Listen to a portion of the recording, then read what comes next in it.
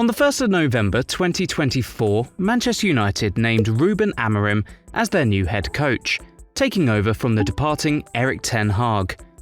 Amongst the debate about Amorim's credentials, his preferred style of play, and what his all-time top 3 favourite films are, came the most important question of all.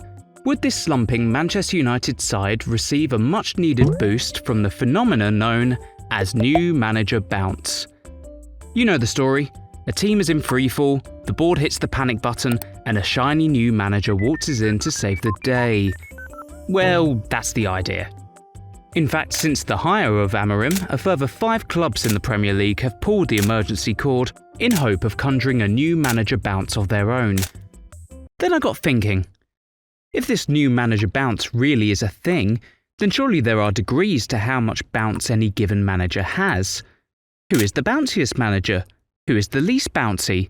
Do certain teams lend themselves to attracting said bounciness? And because I'm fairly sure an unnameable 90s fruit drink caused me irreparable mental harm as a child, I decided to find out. But before we get into the juicy stuff, let's talk about the science, or lack thereof. The new manager bounce factor is measured by first taking how many points were dropped in the 10 games before the new manager's arrival, giving a negative score, i.e. the fall. Then we look at the 10 games after the new manager's arrival and measure how many points were gained from those fixtures, i.e. the rebound. By calculating the difference between these two numbers, we come up with a score for new manager bounciness, a simple measure to separate the big Sams from the not so big but still fairly tall Frank Lampards. The higher the number, the bouncier the manager. It's that simple. Some caveats that I need to acknowledge. A new manager bounce can only occur during the course of any given seasons, so managers that are hired during the summer months are discounted from this study because you can't bounce from a stationary position. I think anyway. Boffins, feel free to correct me in the comments.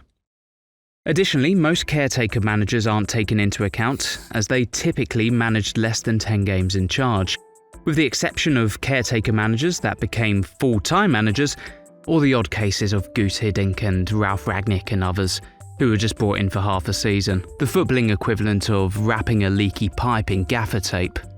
We'll also be using cup fixtures as part of the process, as this takes into account that many managers' first game in charge may not have been in the Premier League, or that a poor cup performance may have been partly responsible for the previous manager's departure. In these instances, I'll be using the result after extra time/penalties, even though using drop points or points gained in relation to cup fixtures goes against every fibre in my body. In the event managers are tied on the new manager bounce score, I'll be using the points they picked up as the determining factor. Oh, and I'll only be using clubs from the Premier League for this study, because my head is only so big. Sure, there are variables we can't fully account for, like injuries, suspensions, the randomness of fixture difficulty, the well-timed investment from an oligarch or rich foreign state. But hey, we're not here for perfection, are we? We're here to answer the important questions, like who's the most elastic gaffer of them all.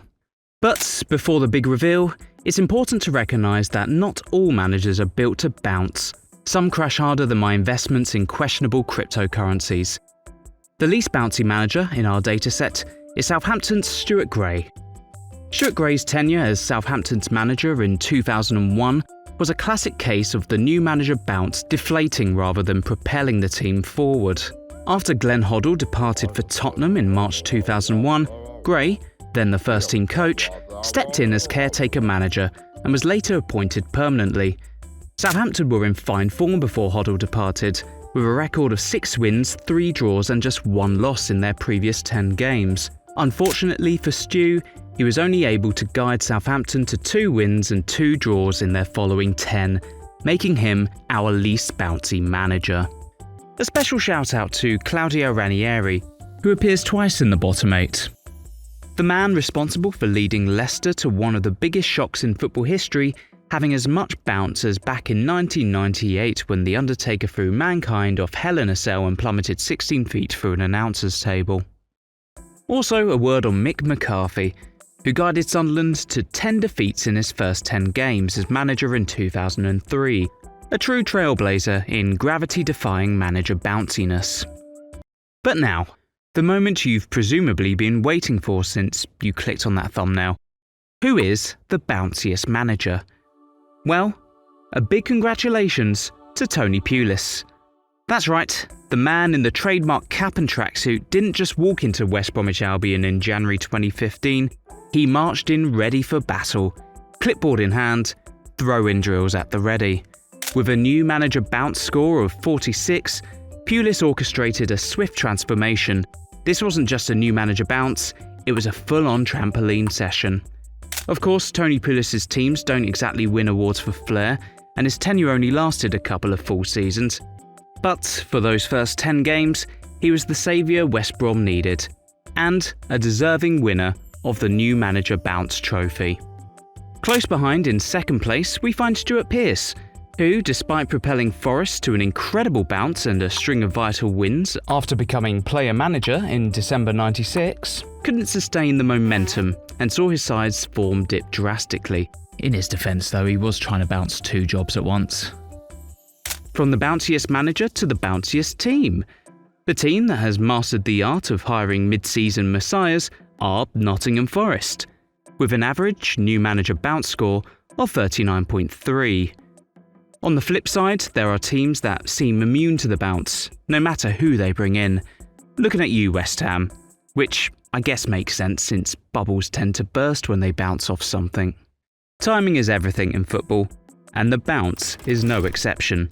The best time to hire for optimum new manager bounce is January, which probably has something to do with the January transfer window, but I'm choosing to believe is more down to the unrelenting optimism that comes with a fresh start in the new year. Spoiler, 2025 will be just as shit as last year. So, what have we learned? I'm not sure really. Don't sack a manager mid-season if you happen to become head honcho of West Ham. Don't be afraid to give Souness a call if you're in a spot of bother, but maybe don't invite him over for tea. Don't hire Claudio Ranieri mid-season, but give him a go over summer. I guess the main thing we've learned is that some managers, some of the time, can transform a team overnight, while others were better off sitting at home with a 4-pack of Grolsch. Thank you very much for watching. Hope you enjoyed this one as much as it was fun to make it. Don't be afraid to give this video a like and subscribe if you haven't already. And hopefully there's more good stuff on the way. Thanks again.